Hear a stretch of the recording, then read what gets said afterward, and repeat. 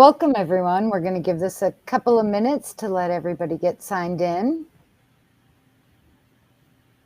If you're having any trouble hearing or seeing the screen, type a note down in the messages, and we will help you out as best we can.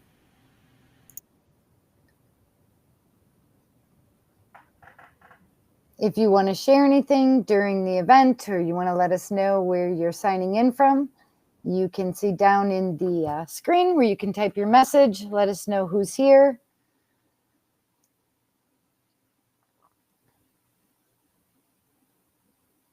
We're calling in from all over North America today. We've got Wisconsin, Texas, California, and then in Canada we have Prince George and we have Calgary. So we understand working remote, so let us know where you're calling in from.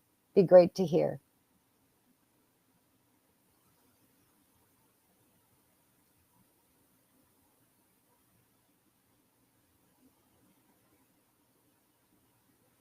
It's a little bit different kind of event for us, as we love to have interaction and back and forth and see your video, but we don't. So be patient with us.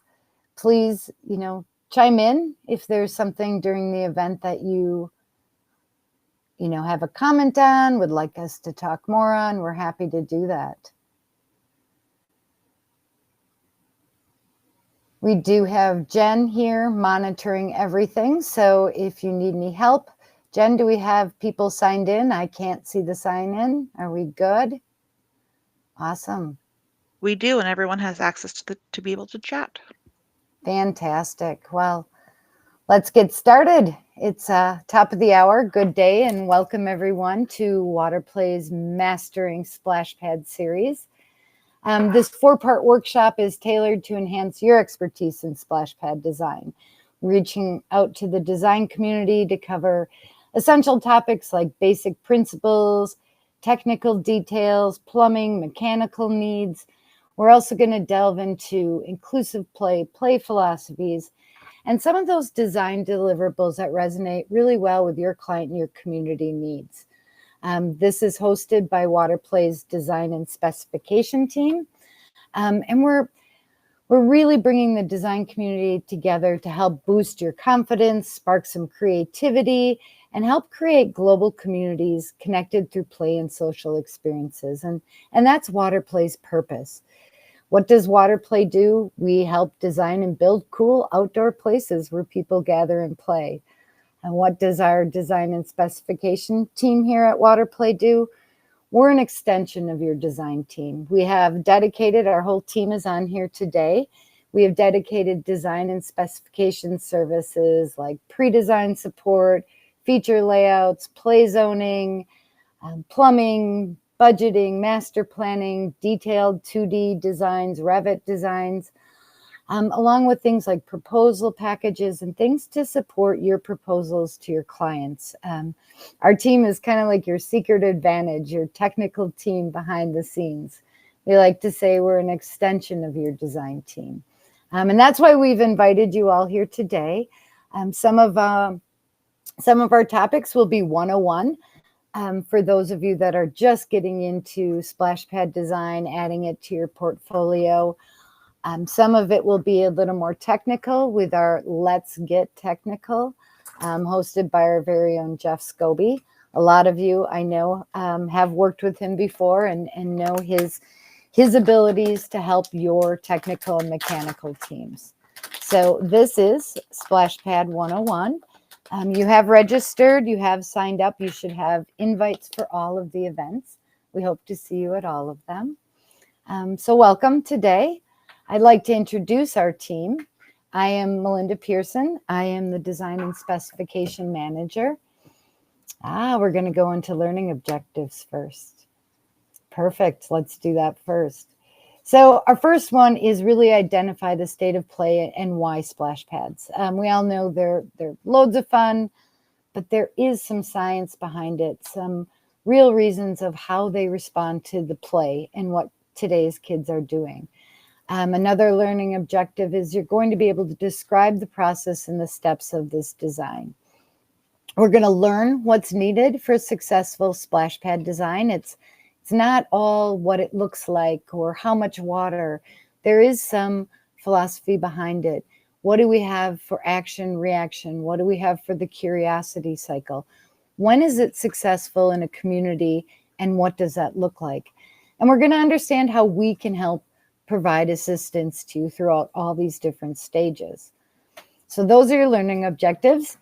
We will come around full circle and go through all of them. But now I will introduce our team. My name is Melinda Pearson. I am the Design and Specification Manager. I am backed by an incredible team of professional individuals. Jeff Scobie is our technical specialist. He works directly with you on piping plans, mechanical workbooks, support. Definitely a great addition to our team. We also have Jen, who is our monitor today. She's our client service specialist. Jen helps with all sorts of great things, proposal packages, photos, getting you logged into our resource center. She is a huge asset to our team. And then we also have Jennifer Lazzarini, who I'll let introduce herself. Jen, if you'd like to let the group know where you're located and what you do, that would be super. Yep. My name is Jennifer Lazzarini. I am a design and specification specialist supporting the West Coast. So some of you joining from California, Oregon, and Washington, I may have had the pleasure to meet in person, if not, hopefully virtually. And I live here in Northern California. I've been in the play industry for just about 10 years now, and I'm excited to be part of the Waterplay team here to help specifically with your splash pad designs. And I'll let Marissa introduce herself. Hello, everyone. I'm Marissa Noonan. Some of you Texas attendees may know me. I'm here in the DFW area, and I'm the Design and Specification Specialist at Waterplay. A little bit about me. My past education is from Louisiana Tech University, where I received my master's degree in architecture. And I have past professional experience working in an architectural firm as well as a playground design firm. Landscape architecture and architecture are different in some ways, but very similar in some. So I understand deadlines, working with drawing sets, just understanding what is required for a complete and successful project. I'm really very passionate about play spaces and understanding how to design a success, and I love what I do at Waterplay. And so I'm going to kickstart this presentation off by just talking about the current state of play. And so we've actually seen that there's a decline in free, unscheduled playtime, and it's been steadily declining over the past half century. And COVID had a massive impact on recess time in schools. And at that time, recess was cut back even completely in some schools. And right now we're seeing an average of 50 minutes per week, which is very low. So children today are, spending less time outdoors than any other generation. Statistics are showing that they're devoting only 4 to 7 minutes to unstructured outdoor playtime, while they're actually spending an average of 7.5 hours in front of electronic media. So why does this matter? What is the importance of play and having an enriched play experience? Play actually functions as the major means by which kids are developing those intrinsic interest and their competencies. They're learning how to make decisions, to solve problems, to exert that self-control and follow rules. It also teaches them how to learn how to regulate their emotions. And most importantly, they experience joy. We can't forget about them having fun in these play experiences. And so just time spent outdoors is also laying that foundation for an effective formal education. So where are splash pads being installed? We see splash pads everywhere because we're in the industry, but we're actually curious where you see them most. So we're going to switch over to a survey now and get your input. I'm just checking to see if everyone in the audience is still awake. So you guys can tell us where you see splash pads installed most. This can be the most common projects that you get or the ones that you're seeing around the community. You can scroll, there are multiple options. I'll just give everyone some time to submit their choices. And you can actually vote on more than one if you would like, if you're seeing a couple of these different ones. So where are you seeing splash pads installed most? We're just curious. And I am going to publish the results at the end. So I can see you guys are answering a couple of the questions. We've got additions to aquatic centers, hotels and resorts, education facilities, water parks, etc. The wading pools are a really popular one here. And these are popular because this is exactly what we did at Swan Park, which is going to be this project that we're going to follow through with these next few slides, kind of demonstrating this design process. But it's a popular choice in the industry because there's a lifeguard shortage and the high operating cost of traditional pools. Spray parks, they still provide the community with aquatic experience with only minimal maintenance and offer low cost or no cost alternative to swimming pools. So I'll go ahead and end the voting now and publish the results.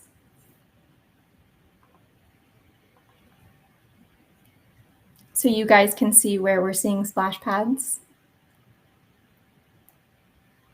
Looks like we had a pretty high entertainment center, community spaces, facility renovations is big as well. That's nice. Okay, we can switch back over to the PowerPoint now.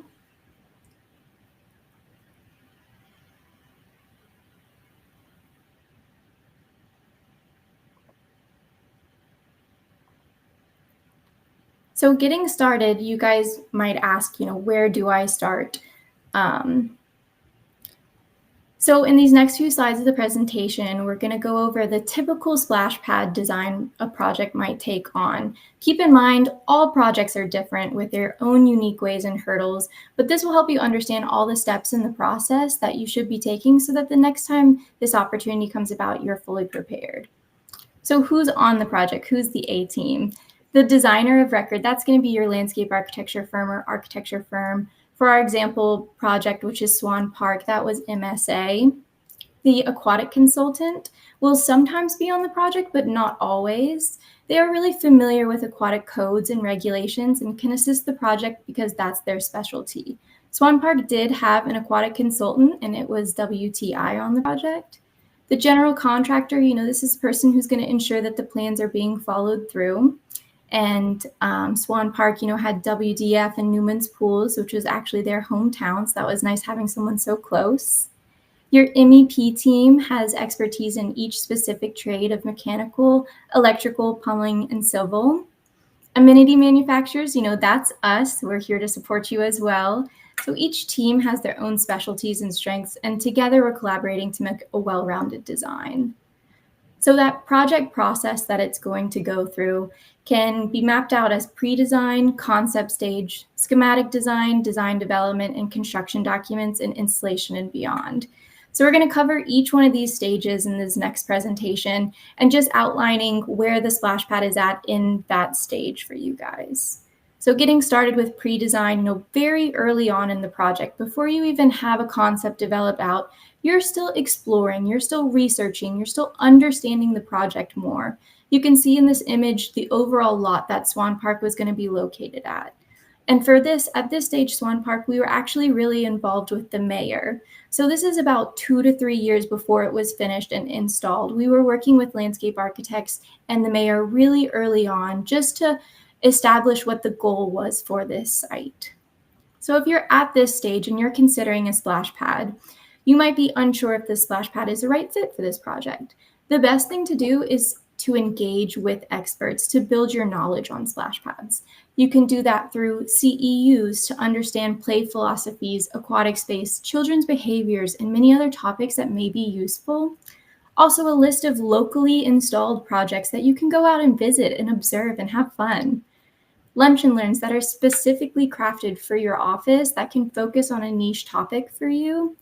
Or understanding the benefits to the community, seeing case study examples, or contacting even references of past projects can all help you when you're considering things in this stage. Another thing is visuals, finding inspiration and precedents for your project. Really honing in on the concept that your project has and that cohesive design. Our images and examples that we can give you may inspire you and give you an idea for the other aspects of the project. And the best way to go about this is our DAM, our Digital Assets Manager. It's a collection of all of our data, installed projects, rendering concepts, specification sheets, and so much more. It can be filtered out by price, size, flow rate, theme, or you can even just type a word in search like trees or nature. It can be a great tool for designers to quickly pull together something similar of projects and concepts from Waterplay. I like to consider it Waterplay's very own Pinterest. So that's all the pre-design phase. Now moving into the concept stage. We've moved further along, we've built out that splash pad concept, and the first thing we're going to do here is site analysis and master planning. And there are a lot of factors that can impact the design here. So at this stage, community input is a big contributor, listening to what the public wants. For Swan Park specifically, they had some site surroundings that we needed to consider. They had some older existing trees that were really important for them to keep. That was limiting the pad size for us, and also brought up a discussion of foliage and drainage that we had to think about early on. Another thing with master planning is phasing. Is there plans to be growing in the future? So Waterplay's proposal for Swan Park was to use our play phase base for phasing in the future. And it also was that it would become our USA test pad. So as you can see kind of in this video animation, what the play phase base does is, you can install it initially as a cap or a ground spray at a lower cost. And then when the park has additional funding, it can easily upgrade to freestanding features using that same play phase base that was initially installed. A similar process works just as well with the activity towers called our Play Connect systems. You can install a cap and replace it to whatever feature later.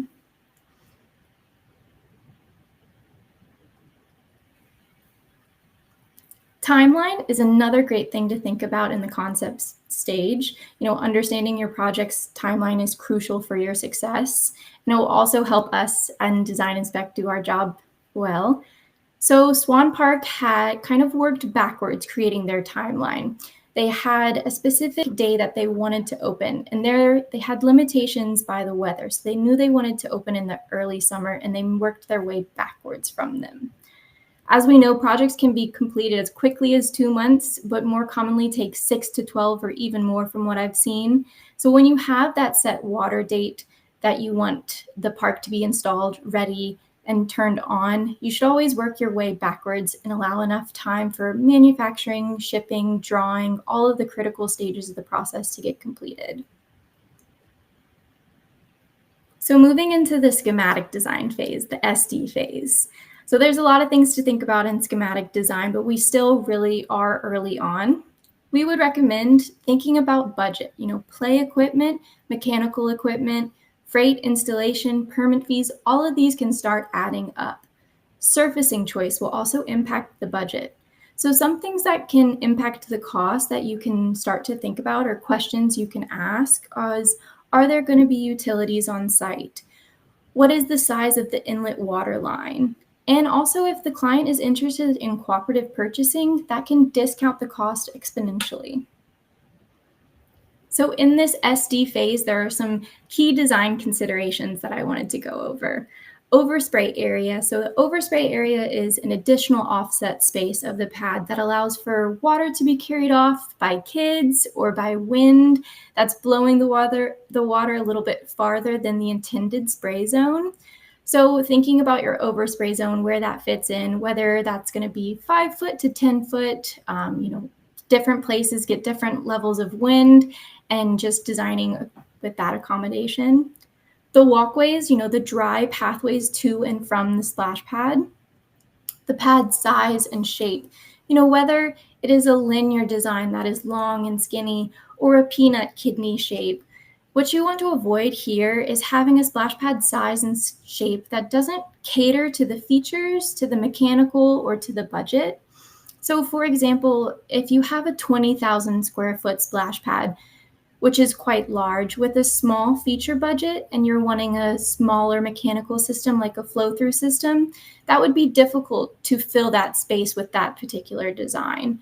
Or the other way, if you had maybe a 1,000 square foot space, which is relatively small, but you wanted a recirculating system and 2 large activity towers. That's not an ideal combination. So, anticipating the pad size and shape and making sure everything is cohesive.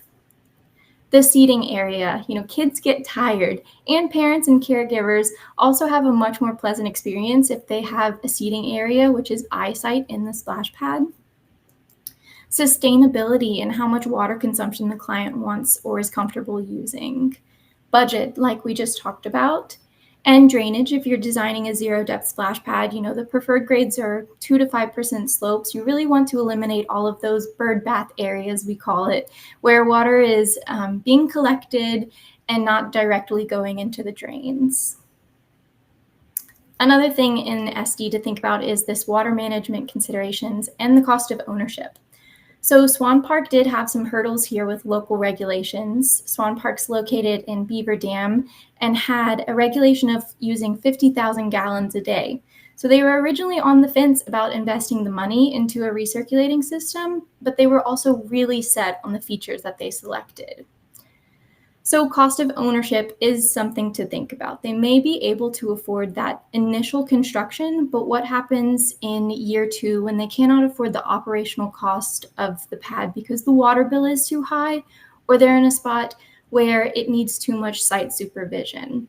Flow-through systems can cost less money up front, but be pricey to operate, where recirculating systems can be a little bit more costly upfront, but save you money long-term by lowering that operational cost.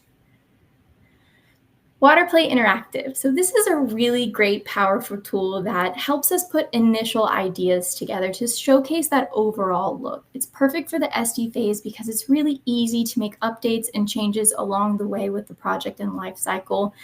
We can design in real life, in real time. You can import the pad size and place accurately scaled features in the system, move around as if you were in that space. You can see this screenshot is actually a screenshot of Swan Park before we got started.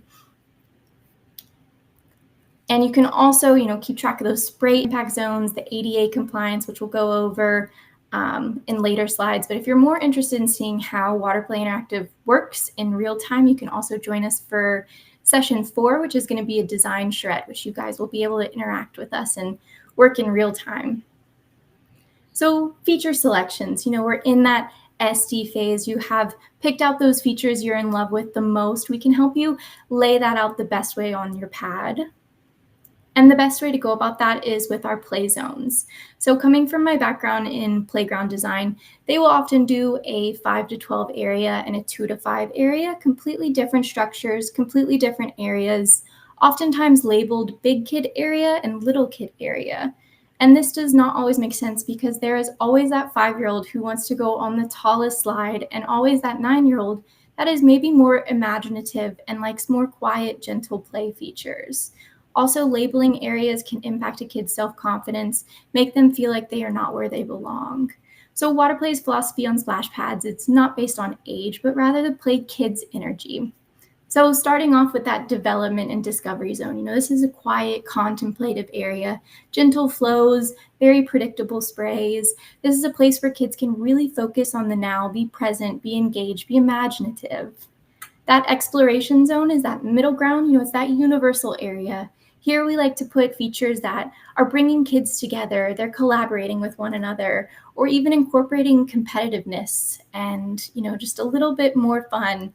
And that adventure zone, so these are high speeds, high energy, lots of water, lots of adrenaline, full of energy and excitement.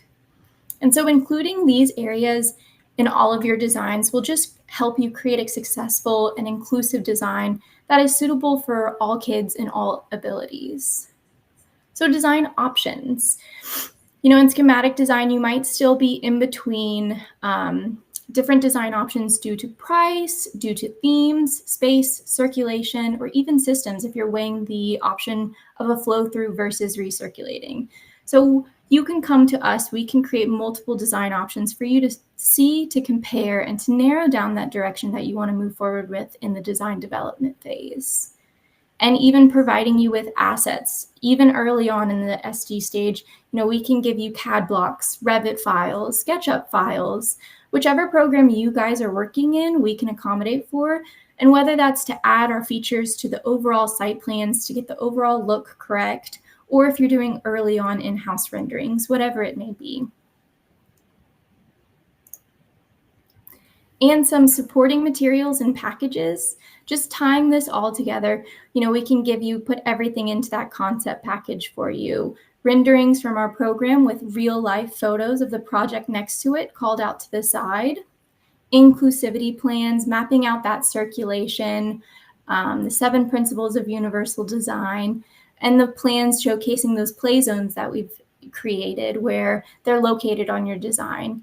And also writing these design intents and narrative for a really good storytelling experience and so much more. So that really concludes our SD phase. I'm going to hand it over to Jen Lazzarini to move forward with the DD phase. Fantastic. Thank you, Marissa. I just want to make sure that everybody can hear me because my computer screen froze just a little bit. We're all good? Perfect. As long as you hear me, it doesn't matter what I'm seeing on my side. So design development, this is the next stage in the design process, and really where we're going to dig in for the final design concepts. We're going to be picking out the final feature selections, the colors, various site amenities, and more. And the next few slides will cover what we're going to be doing in this stage. So Marissa had mentioned that Swan Park had to make some decisions about their water management system, and this is something that gets brought up quite a lot. I live in California. We always have a drought, it seems like, and there's nothing worse than seeing those old flow-through systems that have just not been used in 5 or 10 years, right? So really taking into consideration the best system for the location that it's going to be installed in. We're going to dig pretty deep into this in our 3rd session, Let's Get Technical. But for a high level, the most common circulation systems are flow-through. That's just potable water coming into the splash pad, activating all of the features, and then draining out to sewer or sanitary. And then a recirculation system, which has a holding tank holding the water, which is going to be treated with chemicals and UV systems and whatever the local code requires, and then spraying out onto the splash pad, being recaptured, and then being reused so that we can really conserve a lot of that, water. And as what we're going to see here is actually a great example of how we helped Swan Park make the decision between a flow-through system and a recirculating system. So in the images or the little videos that you see here, on the left is a flow-through system. And the items that are being activated in orange and purple are the number of items that can be active at one single time if we were to use a flow-through system, so that we could keep in mind that 50,000 gallons per day that they had to use. The items on the right are if we were to use a recirculating system. And you could see the big difference in how many features could be active at one given point in time using a recirculation system. So this is really what sold Swan Park on being able to put that initial capital investment into a recirculating system, and not only saving them tons of water in the long run, but really creating a space where the kids were going to be able to utilize it and enjoy it from all different aspects of it at any given point in the sequence. Surfacing. This is probably the most common question that is asked is, what is the best surfacing to use for a splash pad? I also come from playgrounds. This used to be, do we use EWF or poured rubber surfacing? So here it's really, do we use brushed concrete or do we use something else? There's not one great answer for any, and it really depends on what the community wants, what the budget looks like, but by far the most common is brushed concrete. This is going to just be gray concrete, or perhaps you add some color into it and you make a pretty design or pattern. But that is going to be, I would say, 90% of what we see on splash pads today. The next is putting a paint or epoxy over that brushed concrete to provide just a little bit different kind of surfacing texture. It also allows you a little bit more flexibility in that design work. So if you have a client that might be looking for something very specific or artistic, you might want to look at this as a consideration. And then there's a whole host of other alternative surfacings that can be used, from pavers to, life floor and crushed glass within concrete. Really, the key to making sure that you have a good user experience is that whatever surfacing you choose, it's not going to be slippery, right? We want it to be slip resistant. We want it to be able to drain to the drains that we have put in place so that the water isn't collecting, as Marissa had mentioned earlier. And we don't want something that's porous, because the water, if it's going to see through, it's going to end up sitting on the cement underneath. And kids carry on, dirt and sunscreen and all kinds of wonderful things when they come to play on the splash pad, and all of that is going to be sitting under the surface too. So really the key things to look at there are how that water is going to be transported among the surface that you choose. And then spray and impact areas and ADA compliance. We all know that ADA compliance is a regulation that we have to adhere to, but one thing that is special when it comes to splash pads is also that wet impact zone. So you'll see here on the left, the blue circles that are around all of the features, that's where the water is going to hit when it comes out of each feature.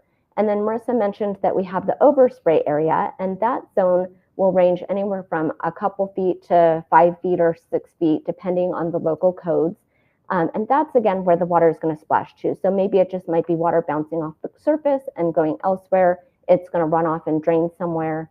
And then we have the dry area as well to consider, and that could be pathways and such like that. And again, these really vary based on local city codes, so we just have to understand where the splash pad is being put and work with the local departments to make sure that we're adhering to those. And then on the right, you'll see the ADA compliance, and you could see the little orange circles around each of the features. And this really helps us make sure that we're not placing features too close together, that things aren't overlapping in a way that would make it hard for anyone to maneuver around that space. We want to make sure that the flow between features really makes sense and that people can use them regardless of mode of transportation. It could be an infant that is crawling, or it could be a toddler that needs help from their dad, or it could be somebody that has to use a mobility device. And we want to make sure that no matter what, they can move and access all of the different features in the space. So proper features and layout, there's a lot that comes into consideration when you're really placing the features into this space. How each of the features is being played with is vital. We don't want to have somebody running underneath a mega soaker and smack into something behind them, because we know that's going to make them run really quickly. I apologize, I clicked one too many times. How are guests coming to and from that space? How are they entering and exiting the splash pad? Where are they going to next? Do the features within this space complement the rest of the park design? Do the colors blend in? Does it match the other spaces that you guys are creating? Things like that, ADA access, different colors to highlight different play zones for kids so that they might understand, like under the mega soaker is kind of like that high activity area, and maybe a nice light blue color is something that's a little more tranquil and peaceful for them to go and play at. Feature sheets. These are a great addition for you to add into plan sets or for you to review with clients, so that you can make sure that we are addressing all of the different play values that kids will be experiencing.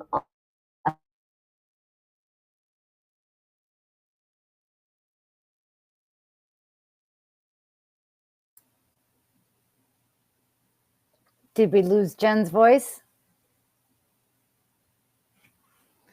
So I'll pick up from here. So the feature sheets, one of the things you really want to take a look at is the different types of play, the cognitive, the social, the physical, and the creative play. We may want to make sure we have an area, maybe it's for kids with some sensory issues that you have in challenges. So maybe we want some more singular play. We don't want a social area everywhere in the pad. Maybe we want more of a cognitive area or a creative area where kids are going to be blocking the water, moving the water. So taking a look at each of the features, they don't just have to be exciting and visual and aesthetic, which is important, but how there really is the play value with each of them. Parents these days are a lot different than my parents were. They're looking at STEM, they're looking at different things on how their kids are playing. And like Marissa had said earlier, the time for the free play has gotten so much smaller for these kids. They need opportunities to find their own creativity, to find their own types of risky play. So taking the manufacturer's sheets right into your client, putting them in a package, having them review it, so it's not just an aesthetic thing, is very important. So if we could go to the site surrounding. So Marissa had brought this up before, looking at benches, making sure that they aren't in the way, that kids, you still have that, not just ADA accessibility, but also you're looking at comfort zones. My mom, when she was here with the young grandkids, she wanted to make sure there was shade. It was great for her to go to a splash pad, but she wanted to have a place to sit.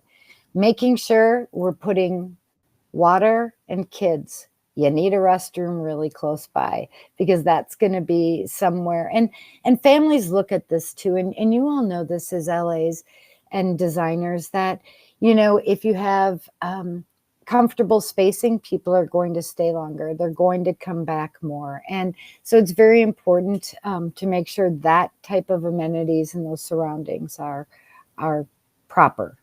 Jen? Can you guys hear me again? Yes, ma'am. Awesome. Sounds good. Sorry about that. Not sure what happened, but thank you for picking up. You got it. Technology. I warned everybody there's going to be one glitch, and if that was it, we're good, Jen. Absolutely. So moving on to construction documents, this is really the final steps of the design work, where supporting the project so that it can truly come to life. That's what we're all doing, is trying to get to the point where we could go see the kids playing on these spaces that we have spent, sometimes decades trying to bring to development and bring to life. So frequently, health departments and counties and cities are going to want to know very detailed information about how we're using the water that is being purposed on this splash pad. The mechanical workbook is one of the key drivers to being able to provide this to them, so that they could really understand and dig deep how this water is being used, what the flow rates are, how the manifold's being involved. And we will dig really deep into this and the next slide in our Let's Get Technical presentation. Plumbing and electrical proposed plans. These piping and electrical plans are sort of the, not very exciting part of a splash pad. It's all of that work that goes underground. The communities, the families, the kids, they're never going to see any of this. But if it's not done right, those beautiful features are not going to work properly on top of the splash pad. So knowing, what ground sprays can be shared on one line, what features need to have electrical run out to them, that's really the key part of making sure that these plans are going to make those feature selections work well. We can definitely partner with you to help make some recommendations. And again, Jeff will dig into this a little bit more in session 3 as well.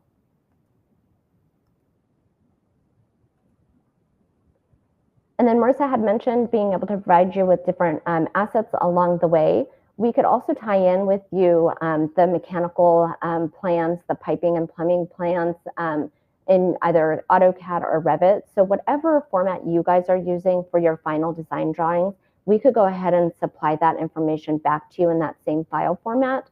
This makes the exchange between teams really smoothest and beneficial, whether you're sharing it with us or the civil designers, or maybe it's the restroom manufacturers or the people that are building the mechanical houses. This is a huge bonus to be able to share files this way.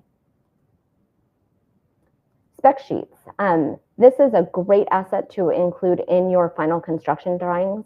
It's a resource that will typically be put into the plan set. It includes materials that are being used for each feature, the overall size and dimensions of both the impact area as well as the feature size, footing details, flow rates, the various pressure requirements.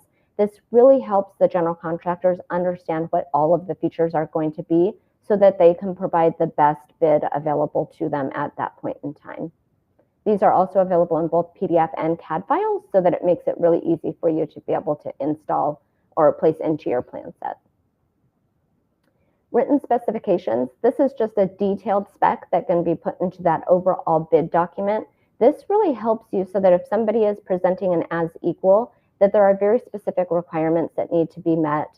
This document typically includes things like a description of the item, the materials that are being used, size of pipes, flow rates, what it's going to look like when it's being activated and used in written description, so that, again, you can really make sure that regardless of what's being purchased at the end of the day, it's going to meet these requirements that were being specified during the design part of the project.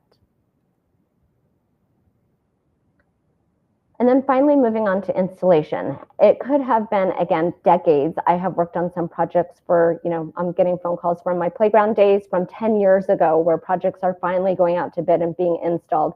This is the best part of our entire job, is making sure that this project gets brought to life. So a lot of manufacturers, we're going to see you through to the very end, right? So up until this point, we've really helped you identify and understand how to design a splash pad.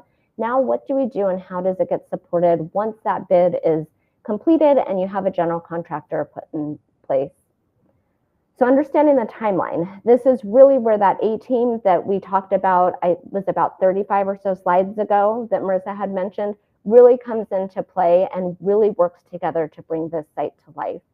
So for the splash pad area specifically, it's going to start with demolition, excavation, and site prep. This could be, removing current materials if you're doing kind of a renovation, digging that humongous hole for the water tank for a recirculation system, and really making sure that all of the piping and plumbing that is going to be coming from the site to the splash pad is sort of laid out and getting ready to be installed. Next is the concrete framework, really outlining that splash pad, making sure that it is very specific to how it was designed so that there's no errors once the installation of those features come into play. Are the slopes going to be right? Is the height correct? All of those important things. And then the splash pad piping and electrical and play phase bases. At this point in time, the manufacturer is going to make sure that the play phase bases arrive on site so that the general contractor can go ahead and lay everything out, get the footings ready, put in the electrical from the outside source into the splash pad, and get it all laid out and ready for the concrete pour.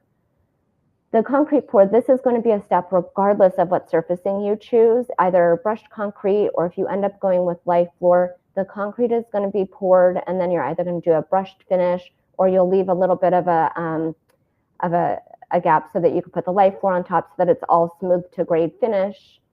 And then you're going to install the splash pad equipment. This is going to be a secondary shipment usually, so the features don't sit on site and have the opportunity to be damaged or walk away, things like that through steps 1 through 4. Sometimes this could take months to get to this point in time. So we don't want all of those really high-end, beautiful features to have tractors roll over them or things like that and damage that is uncontrollable and then have features have to be reordered. And then once that is all done, you have this beautiful splash pad and the commissioning and startup take place. But regardless of who does the commissioning, whether it's the manufacturer or somebody that's very familiar with how splash pads operate, you're going to want to make sure that you test all of the features, you check it for the right pressures, the right spray zones, is it interacting right, is the sequencing working, and are those chemicals interacting the way that they're supposed to? And make all of those adjustments before the grand opening so that you have a great smooth grand opening transition as well.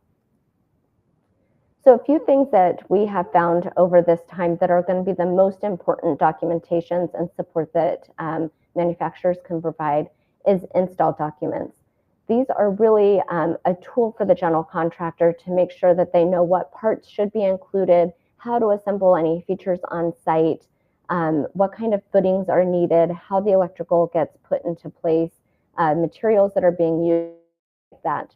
These can come as part of our standard installation package after the order comes, or we can provide them to you at any given point in time if you want them before then. And then product testing media. This is a huge benefit for general contractors, especially people that might not be as familiar with installing splash pads. The last thing you want is at grand opening, you have a ground spray that's either barely trickling up or maybe it's shooting 18 feet in the air and you're like, wait, that's not what this was supposed to look like. We have tons of assets that we can provide to you so that you can compare videos to what it's looking like to make sure that everything is working. This also helps in the designing of the splash pad. If you have a client that doesn't understand how something might need to look, we could provide you with tons of different assets to help support the design along the way.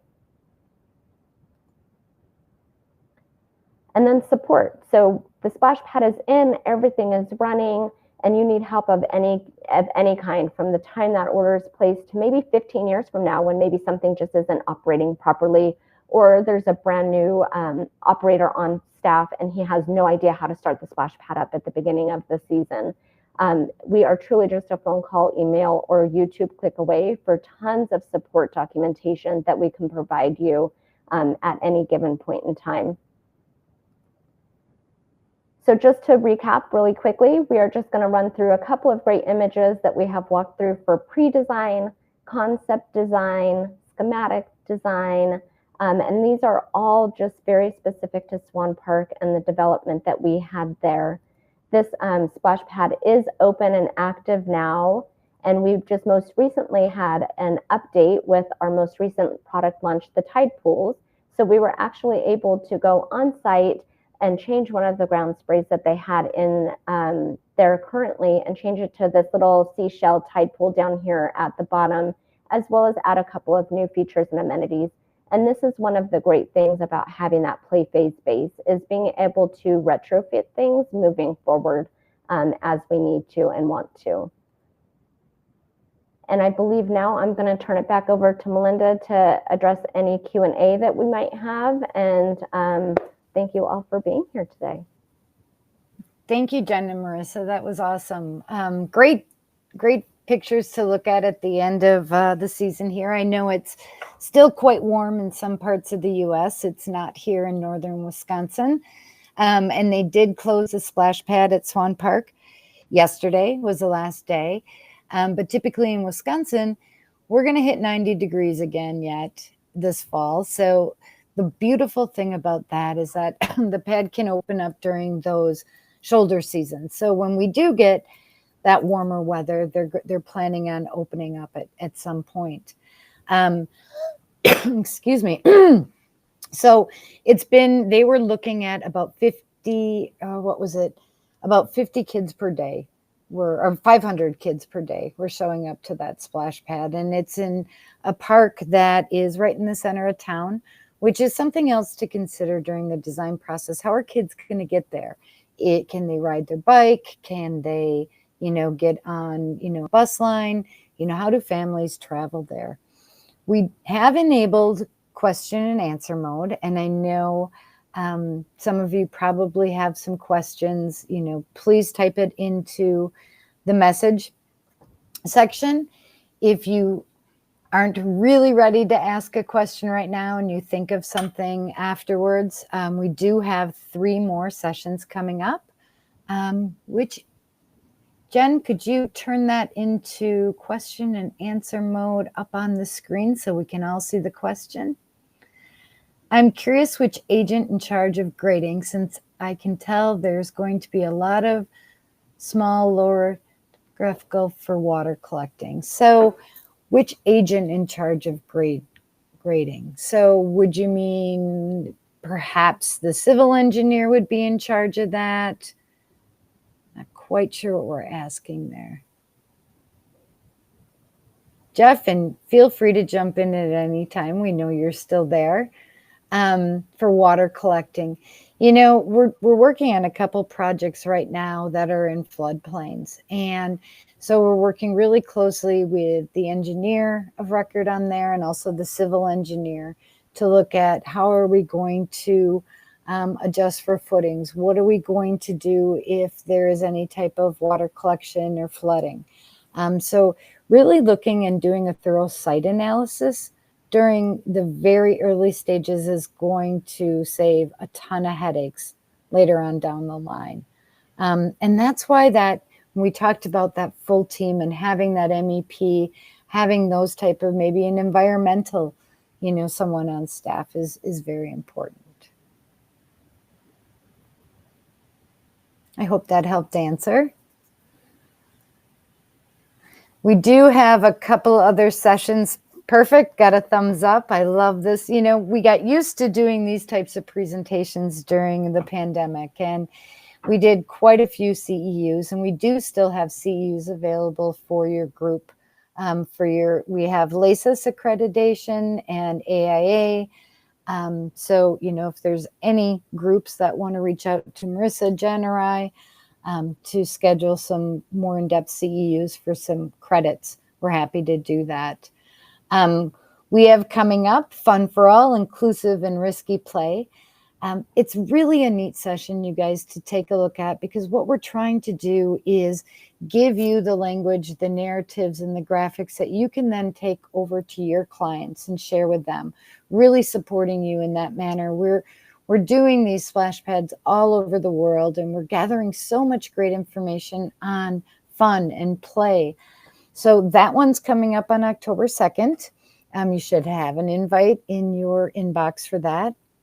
Then we're going to do Let's Get Technical, which is kind of a fun spin on an older song that came out before, I think, some of the people on this call.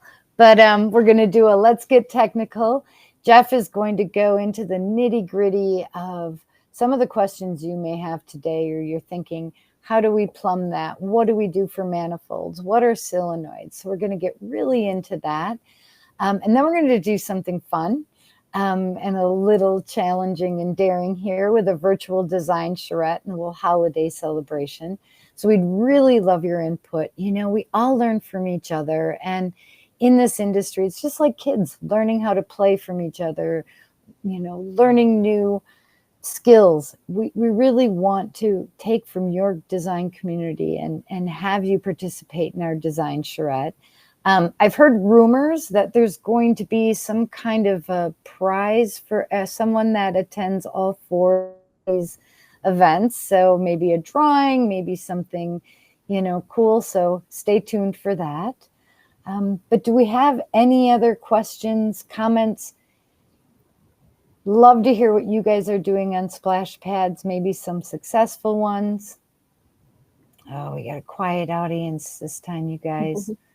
By that design charrette, we're going to have them all talking, I promise, right? Interacting for sure. Interacting, and that's a tough one online too. And, you know, that's why we have so many digital assets available. I have noticed, you know, a decline in travel. I've been in, do we design signage as well? We can definitely help with that. We have gathered so many different signs and so many different rules and regulations of different communities that we can help you definitely do that. The dates, Jen, if you could bring those up for the future presentations. October 2nd is our next. The Let's Get Technical is on November 6th. And then December 11th, we're going to have, and I can actually copy and paste this right into, been telling all you guys to use the chat. I could do that myself. There we go. Just paste that in there. If you did register for this one, you should get invites for all the rest. If not, info at, you can send an email and we'll make sure that you get the invite for the future presentations. Absolutely, we can provide copies of this, and it has been recorded, so we can send you out a recording of this session if you want to share it with some of your colleagues, if you want to review it again. But we can definitely reach out to Marissa and Jen. If you could put your emails into the message. You know, we say, you know, Jen's focus is really on that Pacific Northwest and California, you know, Washington and Oregon. Marissa's been working in Texas, Oklahoma, but we support the design communities all throughout the world. And we have the ability to do things like this virtually. Both of their emails will be in here. If you want to reach out, we can get you a PDF. We can even get you the PowerPoint of these slides. We know that a lot of designers like to pull those into their own PowerPoints or presentations. And, you know, reach out to Jen Mahan is here too. She, if you ask for a photo of a splash pad with a green leaf and a kid in a red swimming suit, she's probably going to find it for you pretty quick. So, you know, that's what we're here to do. Like I said at the very beginning, we're an extension of your design team. We're technical design proposals. That's what we're here for. And we really have a lot of fun working with you guys. So Yes, we volunteer anyone for anything. We're a big team effort here, so we all support each other, and we're definitely here to support you.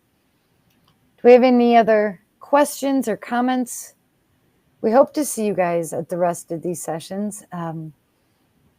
We'd really love to connect. Reach out to any of us and with your next project, and we'd be happy to take you through the steps, what we can do, what we can support. We'll be here for you, we promise. Anything else, everyone? Are we all good? Awesome. We'll have a terrific afternoon, and we'll see you again in October for Fun for All. Take care.